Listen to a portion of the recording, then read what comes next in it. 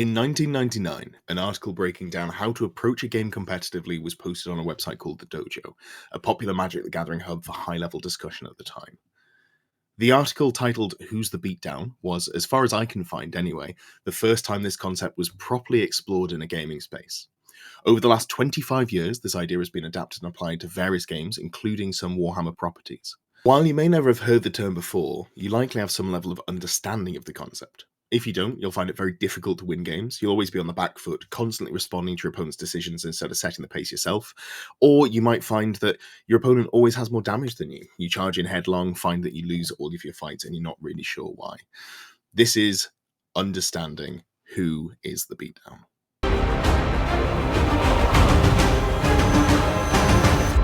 At its core, the beatdown concept is fairly simple. However, in Warhammer The Old World, the role of the beatdown can vary from unit to unit within your army, rather than simply being determined by whether your entire army is more aggressive than your opponent's. This varies from the Magic the Gathering concept, where my cards are faster than your cards, I'm going to try and reduce your life to 0. In this game, we're looking to score more battle points than our opponent while reducing the number of battle points they score. And that's not something that you can necessarily look at holistically across an entire army. Often you've got to do it on a unit by unit or sometimes model by model basis. The key idea is that in any given matchup, one player is more aggressive and has better tools to push towards their win condition. In Magic the Gathering, this would mean reducing the opponent's life total to 0, using cheaper mana cost cards with, more damage, however that might look like. In Warhammer the Old World, that typically means scoring more battle points than your opponent.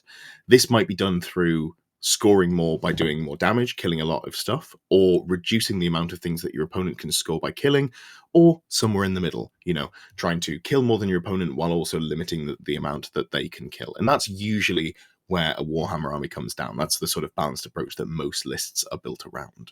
The other player, often referred to as the control, must slow the pace of the game, manage their resources carefully, and prevent the beatdown player from overwhelming them and running away from the game.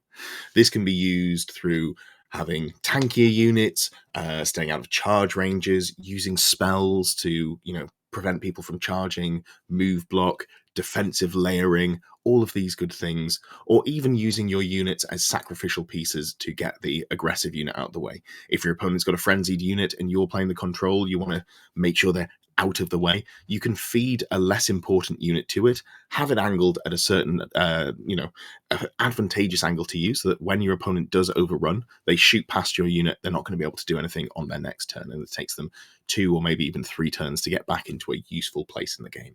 This concept becomes more nuanced when considering that even an aggressive army isn't always the beatdown in every matchup. For example, let's say you're playing a full Errantry Crusade Bretonnian list. The list is obviously aggressive, and against certain armies, it'll want to charge forwards as quickly as possible to take the fight to the enemy. However, there are situations where your big blocks of Knights Errant will struggle to break through certain enemy units. At that point, you've got to rethink your approach. You can use those Knights as a diversion, a flanking force, a means to engage weaker targets instead of just trying to brute force your way through an unfavorable fight, or you can use them as redirectors, trying to set up, getting your good unit. Maybe you've got a big chunk of Grail Knights that you want to hit the flank of the Death Star your opponent's brought. In this situation, using your Knights Errant to bait out a charge, redirect, that sort of job, that's probably going to be more effective than just feeding a unit into the front of a unit that is going to beat them in combat. In these matchups, you would look at the Bretonnian player as the control player, and while they're not certainly suited to playing control, they're going to have to if they want to win the game, because on pure dice alone, unless they get very lucky, they're just going to win the straight-up fights, so they have to make the fights favour them. Here's another example, maybe one that you're more familiar with. You don't see a lot of Errantry Crusade Bretonnian players, but you do see a lot of dragons. So, if you've got a dragon, usually that's going to be a beatdown unit within your army. However, what if your opponent has 2 dragons, or a more offensively equipped dragon, like a Chaos Lord with the Ogre Blade? If you have a defensively equipped dragon, the dynamic changes. You're no longer the beatdown. Suddenly, instead of charging headlong into combat, which you can kind of get away with in most of your games playing a dragon, don't have to put a huge amount of thought into the positioning of it all the time. You've got to play cautiously. You've got to use movement tricks, maybe spells like Arcane Urgency, double move, get into their flanks, make sure that your charge arc is set up so they are going to end up in it in your next turn, but you're not in their charge arcs. Maybe you want to flee from their dragon, manipulate the positioning, draw their opponent out while you engage their weaker targets. These are all things that you're going to have to do that if they didn't have a threat to your dragon, you wouldn't have to bother with because you were the beatdown and they would have to use these tricks against you to try and survive. Now we have an understanding of what it means to be the beatdown or the control player. Let's put this into context. You've got to identify your role in the matchup, and there are 3 key steps to identify whether you are the beatdown or whether you are the control player, and it's going to change from game to game. Number 1, assess your army's core play style. This is something that you've likely considered before, even if subconsciously, when you're writing your list, when you're putting it on the table, when you're playing games against your friends, all of these things. You probably have a pretty decent idea of what your army's core playstyle is. This is the easy one of the 3. Some armies, like Warriors of Chaos, tend to be naturally aggressive, while others, like Dwarves, lean towards a more defensive, control-orientated playstyle. This means that Warriors of Chaos are usually, in a vacuum, going to be playing the beatdown, whereas a Dwarf player is usually, in a vacuum, going to be playing the control. Now, a Dwarf player probably has some aggressive elements in their list, be it, the richer Yeet, where you can fire a unit up the board, or things that we're seeing more recently, the big units of Iron Drakes with character support, so that even if your opponent does try to dance around you and not engage because they're worried about taking unfavorable fights that you as the control player are setting up, you have tools to punish them, so that if it goes to a pure stalemate when neither player decides to engage, you've got the tools to punish them for that and win a small to moderate victory through ranged firepower. This doesn't make the Dwarf player the beatdown, it just means that the control player has tools where if they can stall the game state out, they're probably better favored to win. And this is something that you'll find in a lot of control style lists. The game plan isn't necessarily to get into your opponent and kill them, but if your opponent doesn't get the perfect charge off, if they don't engineer the triple flank charge into the Death Star unit that you've brought, they're probably going to lose because you've got ways to score incremental points throughout the game, pick up, a unit here or there, and they're going to struggle to do the same to you because you've built your list in that way. Number 2, assess your opponent's army's playstyle. This is something that a lot of players are going to be less practiced at and may not be as skilled at recognizing. This is something that you'll get through playing a lot of games, but if you haven't played a lot of games, or especially if you only play a single army and you don't have as much experience with different play styles, it's really worth talking to your opponents. Mostly after the game. People don't want to tell you what the game plan is during the game, but if you play against friends, play against opponents at tournaments, pick up games, after the game is done, if your opponent and you both have time, it's worth just asking a few questions. What would you have done differently against me? It's an easy way to understand the weaknesses of an army. When the person who's playing it goes, it would have really scared me if you'd done X, Y, and Z, maybe consider doing those next time you play the matchup. If they say, this is my sort of game plan, this is how I want to approach the matchup, you now have that sort of tool in your arsenal. You understand how at least one player playing that sort of list would approach it, and you'll build that up over time, and it's a good skill to have. A quick look at your opponent's list can make it pretty simple as to whether your opponent's got, faster units, but it can be more challenging to work out whether or not they've got the advantage in various aspects. Do they have strong range damage? Do they have multiple powerful spellcasters? Do they lean more heavily into melee combat? Identifying these factors will help you adjust your strategy and determine whether you should take the initiative or play more defensively. Now, identifying whether your opponent is a shooting army, a magic army, often goes hand in hand with shooting, or a melee army, that's not really the whole picture here. It's if we get into a game where I'm trying to kill you through shooting and you're killing me through shooting, who has the advantage? If we go for charges, if my good unit hits your good unit, who has the advantage? Who's more likely to be able to get the charge? Does your opponent's cavalry have countercharge? So are they going to be striking at the same speed as you? Oh no, they've got countercharge and a higher initiative. Are they going to hit before your countercharged unit? There's a lot of things that you want to look into. And again, this is experience you'll get over time, but understanding what your opponent's army wants to do, understanding their movement ranges, understanding their rough output as well. These are all important things to working out whether you are going to be the beatdown or your opponent is. Because if they're faster than you and hit harder than you and hit first, it's pretty obvious that they're going to be the beatdown. But when not all of those factors are in play, maybe you're faster than them and you hit first, but they're pretty tanky and they can hit back well on the crackback. maybe you don't end up taking the fights that you would have taken otherwise. So it's something that you've got to look through various different steps on. Step 3, and this is one that is more unique to Warhammer. It's not something we have, coming from the Magic the Gathering article that this was originally written about. This is the matchup. What tournament are you at? What special rules are there? What missions are we playing? What terrain? What deployment are you on? There's a lot of conditional factors here that you've got to consider that can change things. Are there, for example, objectives? If there are objectives and you have a tanky force, you are, to an extent, the beat-down player, in that your plan is to get onto those objectives aggressively and then survive. As soon as you're on the objectives, you're not chasing down your opponent, but you want to be aggressively getting onto the objectives, and that puts you in control of the game. And while you're not necessarily running at your opponent aggressively and be like, oh, I'm going to chase you down, I'm going to get through points through killing you, you are setting the pace of the game. You are the beat down in this regard, because you are the one who's taking the aggressive role in shaping the course of the game. Step 3, we're looking at the terrain, the mission, the map, the tournament pack. These are things that you don't get in Magic the Gathering. The original article was written purely about every time two players sat across the table with two decks, they're going to be playing the same matchup, outside of, the cards that they draw.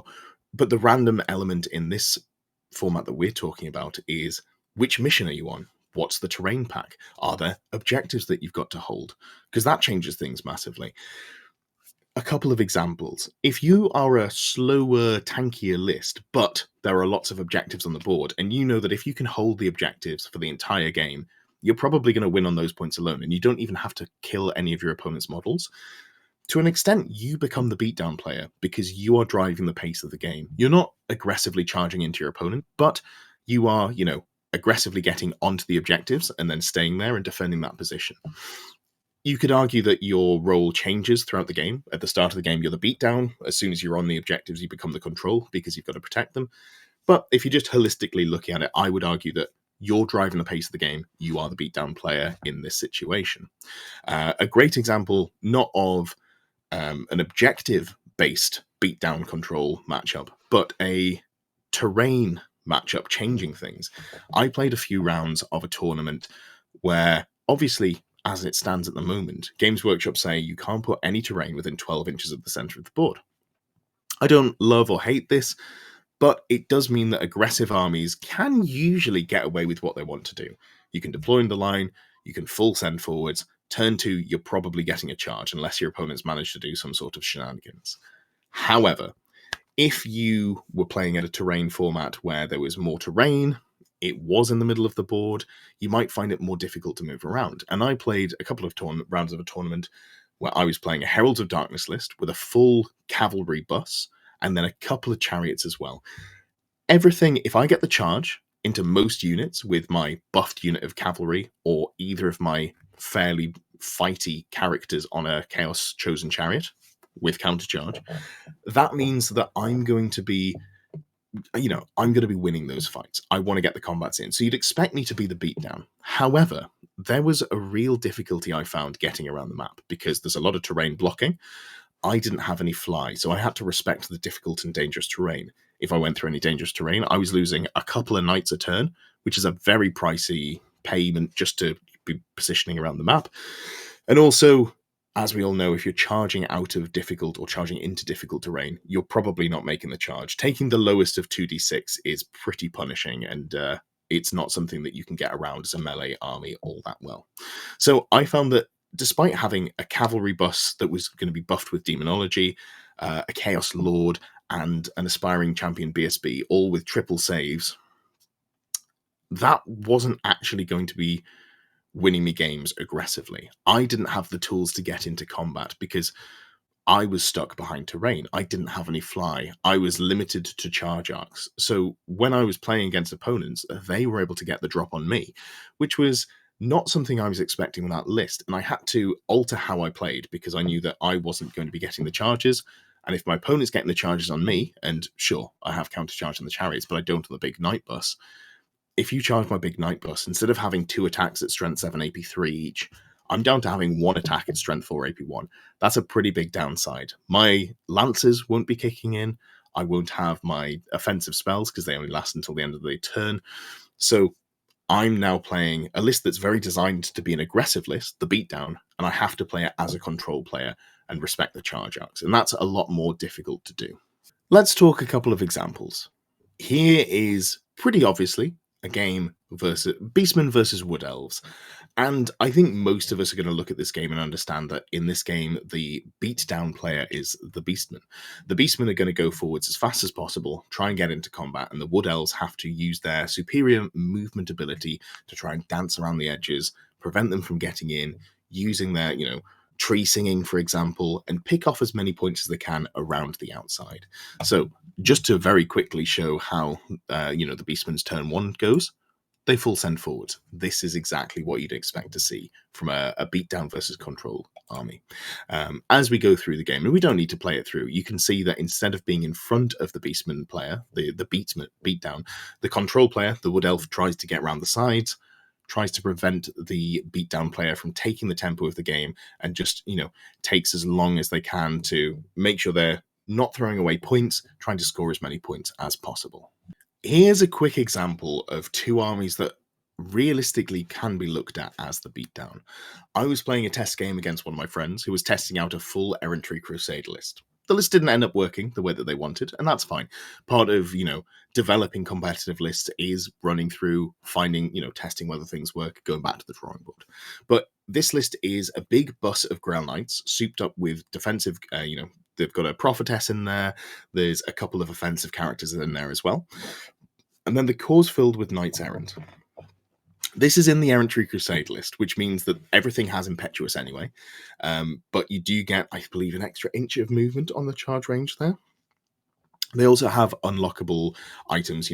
There's a magic banner that gives a unit frenzy. There's, I believe, you can lay out other buffs. You can increase charge ranges. The Grail Knights had a 21-inch declarable charge range, which goes up to, I want to say, a 24-inch charge move. So they're pretty speedy, and they're really well equipped to getting into combat and doing some real damage. So you might look at that and say, well, obviously, this is the beatdown list. On the other hand, I've got a unit of unsupported Chaos Knights, a unit of Marauder Horsemen that I'm using as a bunker for some wizards, a couple of unit of Warhounds, a single Dragon Ogre, but then a Chaos Lord and Dragon and a Warpfire Dragon. And this is going to be an issue that you find if you're playing sort of non-dragon lists without some of the sort of strong tools, such as a Killing Blow Pegasus character. But you look at that and you go, okay, so everything in the opponent's list is a beatdown unit. And they can probably take most units. I think I'd give those Knights Errant the win. If they get the charge into anything over there, with the exception of the dragons, they might even be okay into the Warpfire Dragon if they get the charge off, just on the basis of they've got a couple of points of static combat res, they've got a decent enough save, they might sneak 1 wound or maybe 2 wounds through if they're lucky. Maybe they can go toe-to-toe with the Warpfire Dragon. Like, I'm not excited about it, but it's closer to 50-50 than you might expect. However, the Chaos Lord and Dragon is going to be a real issue for this list. So, the list is, I would say, the list is more beatdown for the Knights Errant. However, unit-wise, the Chaos Lord is the beatdown model. So, how is this played off? Well, obviously, Bretonnians go for the Lady's Blessing, get the 5-up ward save. Very important, gives them the edge in staying alive in difficult matchups, but you do sacrifice some movement. However, I use this opportunity to put a Chaos Dragon in front of a unit of Knights Errant, and I'm out of the charge arcs of the other units.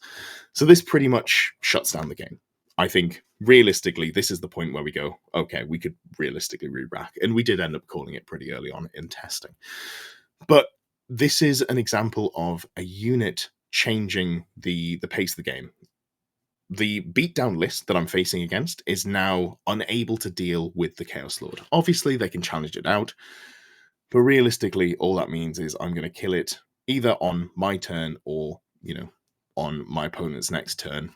Then I'll get to reface and I can charge into the flank or rear of one of the other units. And that's pretty much game over because my beatdown unit is able to take pace.